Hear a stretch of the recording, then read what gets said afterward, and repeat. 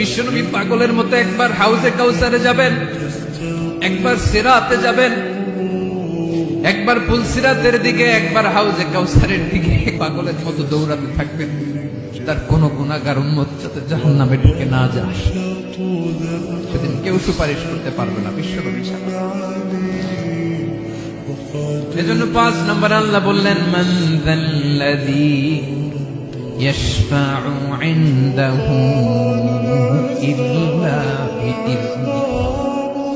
কার সাহস আছে, কার এত বড় বুকের পাটা কিয়ামতের কঠিন দিন আল্লাহর সামনে দাঁড়িয়ে সুপারিশ করবে? কারো ক্ষমতা নেই, কারো ক্ষমতা নাই।